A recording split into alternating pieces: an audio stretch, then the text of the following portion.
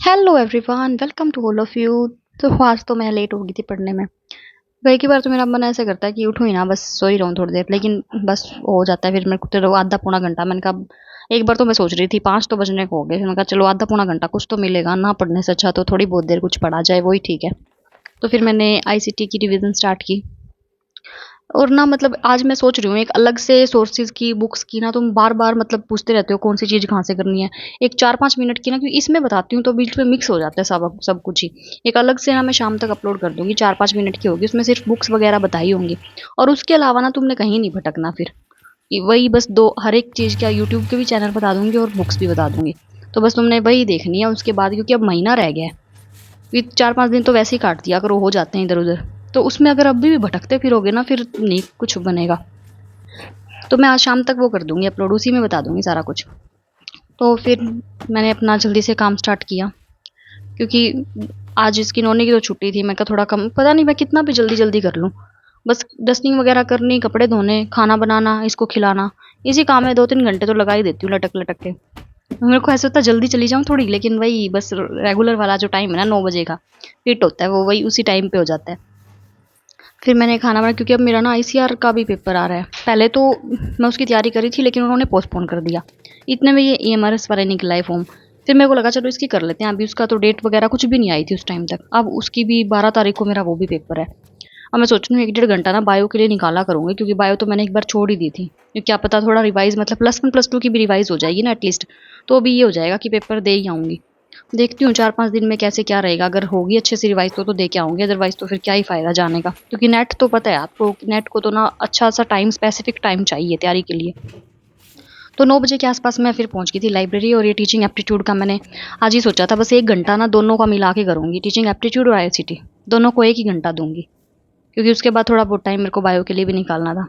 फिर मैंने इसकी रिवीजन शुरू करी, और ये मैंने टेलीग्राम पे शेयर की भी हुई है। तुम पता नहीं बार बार पूछते हो कि ये वाली बुक कहाँ है। यूजीसी नेट की है, केवीएस मदान नाम से है। टेलीग्राम पे शेयर की हुई है। तुम अपने ना काम काम के जो टॉपिक हैं वो आगे आगे ही है बस। मतलब 60-70 पेज होंगे, उनका प्रिंट आउट निकलवा लो। अगर फ़ोन वगैरह में किसी में पढ़ सकते हो, लैपटॉप में, तो उसमें पढ़ लो। क्योंकि अच्छी बुक है, कंसेप्ट अच्छे खासे क्लियर हो जाएंगे तुम्हारे। जिसके टीचिंग एप्टीट्यूड में नंबर नहीं बढ़ रहे ना, कल मैंने देखा था एक कमेंट की, नहीं कि इसको ना अंडरस्टैंडिंग चाहिए भाई। जितनी बार पढ़ेंगे ना उतनी ही बार अंडरस्टैंडिंग बढ़ती जाएगी इन चीज़ों की। ऐसे नहीं एक बार पढ़ के छोड़ दिया। हमें सब कुछ आसान लगता है जब करेक्टरिस्टिक लर्नर के या लर्निंग के या टीचिंग के पढ़ेंगे ना, तो ऐसे लगता है सब कुछ ही तो आता है, लेकिन करना पड़ेगा अच्छे से। फिर मैंने ये आईसीटी का जो होमवर्क करके दे रखा था, ये करके देखे। 2-4 क्वेश्चन मैं इनमें से भूल गई थी, वो मैंने नोट डाउन किए फिर से अपने पावर पॉइंट वाले। और उसके बाद फिर मैंने ये सिलेबस देखा कि एग्रीकल्चर बायोटेक से फिल किया हुआ है मैंने फॉर्म। मैंने कहा देखती हूँ जो जो मतलब +1 +2 में मिलेंगे ना, जैसे सेल स्ट्रक्चर हो गया, बायोमोलिक्यूल्स हो गया, मोल बायो होगी, और जैसे प्लांट, ये C3 साइकिल फिजियो का हो गया, प्लांट फिजियो के, ये टॉपिक्स तो मैंने कहा +1 +2 वाले में से कर ही लूँगी मैं। उसके बाद मैंने अपने ये नोट्स निकाल ले। नोट्स की तो बुरी हालत करके रखती हूँ मैं हर किसी की, मतलब वहीं पे बार बार जब चीज़ को रिवाइज करते हैं ना उसी चीज़ से। रेड पेन भी वहीं, ब्लू पेन भी वही, हाईलाइटर भी उसी में ही। मतलब तुम कह तो देते हो मेरे को कि आपके नोट्स दे दो, ये दे दो, पीडीएफ उसकी दे दो, देने की कंडीशन में नहीं होते ना। मैं उनके ऊपर मतलब सारा कुछ वहीं की वहीं चेप देती हूँ, समझ में ना आए फिर फ़ायदा क्या। फिर मैंने ये सेल स्ट्रक्चर वाला जो चैप्टर है ना, पहले ये वाला किया, क्योंकि पहले नंबर पे यही है।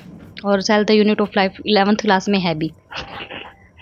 फिर पहले तो मैंने इसको अपने नोट्स में से पढ़ा, बायो के जो मैंने बना रखे थे। क्योंकि मतलब ये होता है काफ़ी दिन हो जाते हैं ना चीज़ पढ़े, तो फिर पहले तो मैं बार बार मतलब करती रहती थी बायो को, तो थोड़ा बहुत टाइम देती रहती, लेकिन अब काफ़ी टाइम हो गया मेरे को पढ़े। तो थोड़ा सा अच्छे से पढ़ना था।